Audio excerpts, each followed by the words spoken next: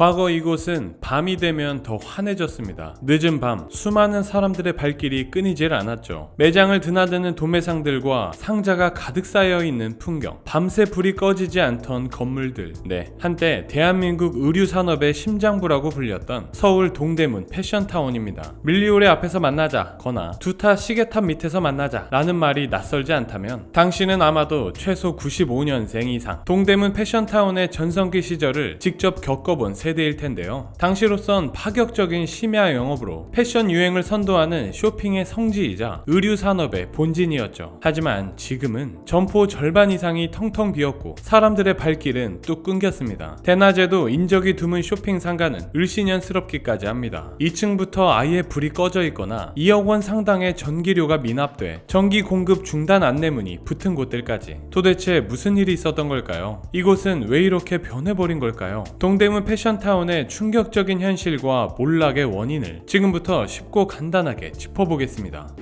11.9% 동대문 상권의 평균 공실률입니다. 서울 전체 평균이 9.1%인데 이를 훌쩍 웃도는 수치죠. 지하 1층, 지상 8층 규모의 맥스타일 복합 쇼핑몰에서 영업을 하는 층은 지하 1층과 지상 1층, 3층뿐. 그마저도 절반가량은 점포가 텅텅 비어 있습니다. 옆 상가도 상황은 마찬가지인데요. 굿모닝 시티도 지하 7층, 지상 16층 규모이지만 1년 전 모든 점포가 1층으로 내려와 현재는 1층만 운영 중입니다. 2층부터는 아예 불이 꺼져 있고 에스컬레이터 작동도 멈춰 있죠. 현재 이 상가 건물의 공실률은 무려 80%에 달합니다. 심지어 상가 정문에는 2억 원이 넘는 전기요금이 미납돼 전기 공급 정지를 예고하는 안내문까지 붙어 있는데요. 2주 동안 딸랑 티셔츠 한 장 팔았다는 상인부터 장사가 안 되니 가게엔 번호만 남겨놓고 근처 식당으로 알바를 간다는 상인까지 의류 점포 하나로는 생계 유지가 안 돼 투잡, 쓰리잡을 뛰며 근근히 버티는 상인들이 많다고 해요. 상황이 이렇다 보니 점포 보증금을 아예 받지 않거나 관리비 절반을 점포 소유주가 부담하겠다는 조건까지 내걸어도 임차인은 없고 있던 점포마저 폐업하는 중인데요. 동대문의 몰락이 더 충격적인 이유는 이곳은 단지 하나의 쇼핑몰이 아니라 수만 개의 의류 브랜드와 공장, 유통망이 얽혔던 우리나라 의류 산업의 생태계였기 때문입니다. 동대문은 기획, 샘플 제작, 원단 구매, 봉제, 도매, 소매 등 패션 산업의 모든 밸류 체인이 반경 5km 내에 모여 있었습니다. 이는 전 세계 어디에도 없는 유일무이한 의류 클러스터였죠. 실제로 프랑스나 미국에서는 1에서 2개월 걸리는 샘플 제작이 동대문에서는 일주일 안에 가능하다고 할 정도로 동대문은 유기적인 시스템이 구축돼 있었습니다. 그 때문에 해외 업체들이 동대문의 제조 속도를 부러워할 정도였죠. 또한 이처럼 제품 생산 주기가 짧다 보니 매일 달라지는 패션 트렌드를 확인하기에도 동대문만한 곳이 없었습니다. 자라 같은 글로벌 SPA 브랜드도 초기에 동대문에서 트렌드를 조사할 정도였으니까요. 사실 동대문은 우리 역사 속에서 수백 년간 가장 활기찼던 서울의 중심지였습니다. 그리고 이 동대문 상권의 역사는 조선 후기까지 거슬러 올라갑니다. 수도 한양의 동쪽 관문인 흥인지문 주변으로 외지인이 몰리며 자연스럽게 장이 형성되었고 이는 오늘날 동대문 상권의 기원이죠. 이후 1905년 배옥회장이라는 이름으로 공식 시장이 개설되었고 곧 광장시장으로 불리며 농산물 중심의 대형 시장이 형성됩니다. 일제강점기에는 철도와 도로가 연결되며 물류 중심지로 거듭났고 시장도 근대적인 형태로 발전했죠. 훗날 한국전쟁을 거치며 이곳도 모든 게 잿더미가 되었지만 동대문은 놀라울 정도로 빠르게 복구됩니다. 왜냐하면 사람과 물자가 가장 많이 모이는 곳이 바로 동대문이었기 때문이죠. 모여든 피란민과 상인들은 전쟁 피해를 딛고 살아남기 위해 무엇이든 만들고 팔아야 했습니다. 그리고 이 시기 동대문에 모여든 사람들 중 가장 많은 비중을 차지했던 건 바로 봉제 기술을 가진 이들이었는데요. 동대문은 유통 물류의 요충지였고 또한 당시는 전쟁으로 옷이 귀해진 시기였습니다. 입을 옷을 수선하거나 새로 만들어야 하는 실질적 수요가 컸죠. 그렇게 동대문에는 자연스럽게 옷을 만드는 사람이 몰렸고 서서히 직물과 의류 중심의 상권으로 바뀌기 시작합니다. 그리고 1962년 마침내 세워진 게 바로 평화시장. 옷을 만들고 팔던 거리에서 이제는 합법적인 상설시설이 문을 열게 되었죠. 그때부터 동대문에 본격적으로 봉제 공장과 의류 상가들이 밀집하게 되고 이후 규모가 폭발적으로 커지며 시장이라기보다 의류 산업단지에 가까운 모습으로 거듭나게 됩니다. 그렇게 시간이 지나고 어느덧 1970에서 80년대 대한민국은 눈부신 경제성장기를 맞이합니다. 그리고 이때 국민소득이 오르며 의류 소비가 증가하고 기성복이 유행을 타기 시작하며 동대문은 그야말로 대한민국 의류 산업의 심장이 됩니다. 동시에 교복 자율화, 패션 잡지의 등장, 컬러 TV의 보급은 국내 패션 시장에 새로운 소비 문화를 만들어내는데요. 사람들은 잡지와 TV에서 본 연예인의 스타일을 다음날 동대문 도매시장에 가서 찾았습니다. 연예인이 입은 옷이 다음날 새벽이면 동대문에서 나온다고 할 정도로 당시 동대문은 트렌드에 민감했고 실시간에 가까울 정도로 속도가 빨랐습니다. 전 세계 어디에서도 보기 힘든 동대문식 속도였죠. 서울 중소 쇼핑몰, 지방의 로드숍 가게들도 동대문에서 사입, 즉 도매 구매를 해갔습니다. 그렇게 전통 도매상가 중심이던 동대문이 또 한 번 변신을 한 건 1990년대 중후반, 바로 밀리오레와 두타가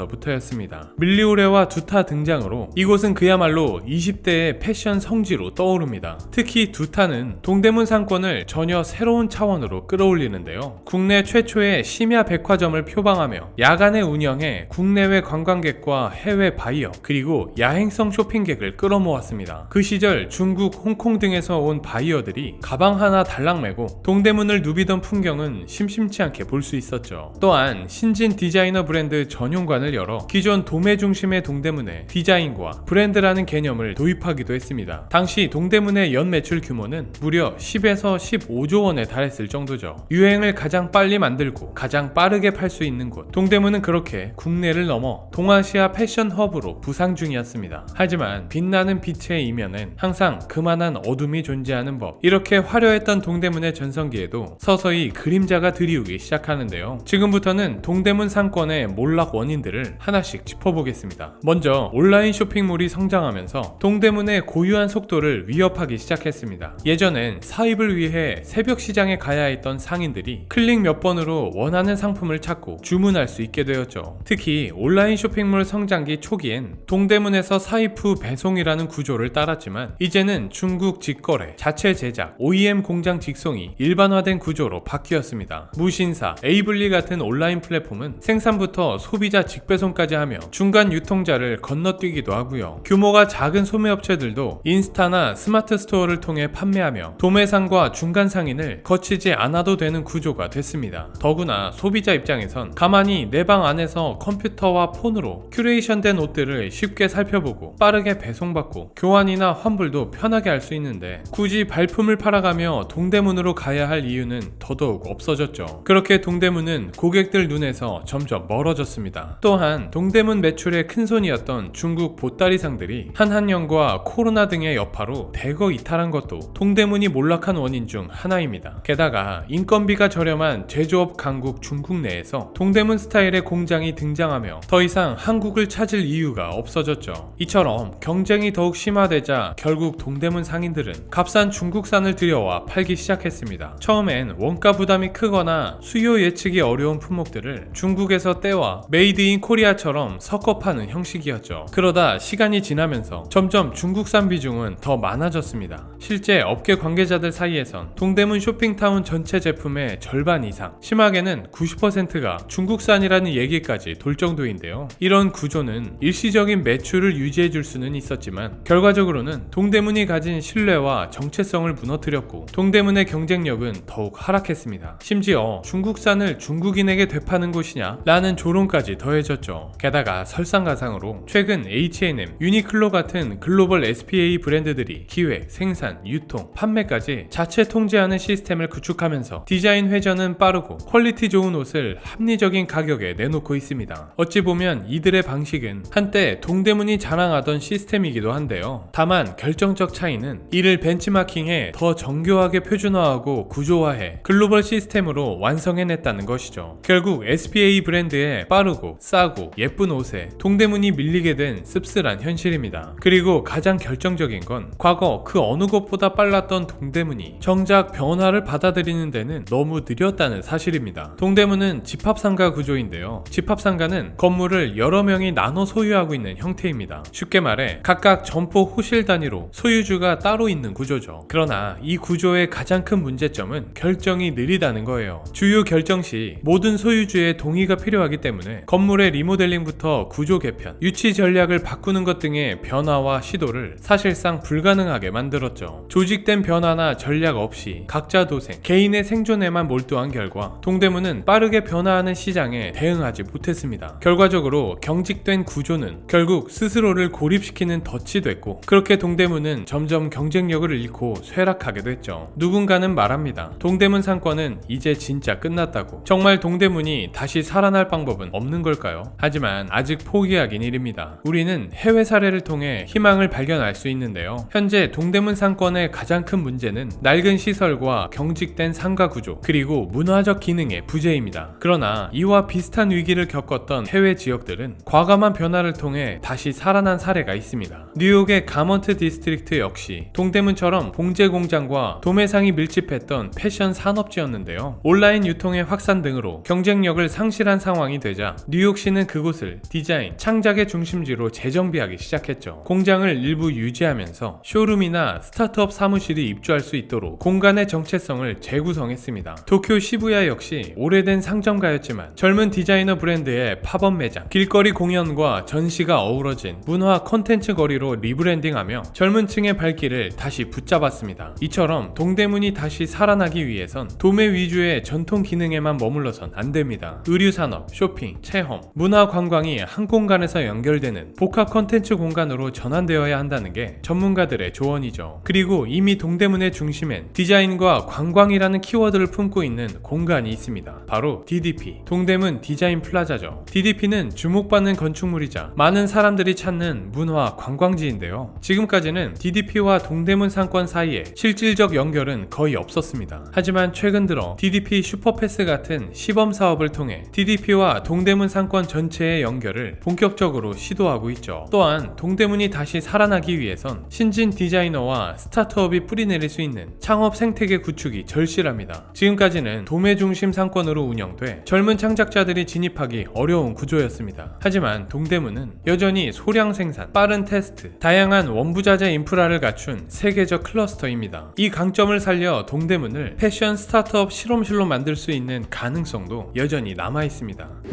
지금까지 한때 대한민국 쇼핑의 성지였던 동대문이 왜 몰락할 수밖에 없었는지 간단하게 살펴봤습니다. 과연 동대문은 쇠락한 의류도매 상권에서 벗어나 새로운 모습으로 탈바꿈해 다시 한번 그 명성을 되찾을 수 있을까요? 오늘은 몰락한 동대문의 현재와 미래의 가능성까지 함께 짚어봤는데 어떠셨나요? 제가 오늘 준비한 내용은 여기까지고요. 지금까지 지식세포였습니다. 감사합니다.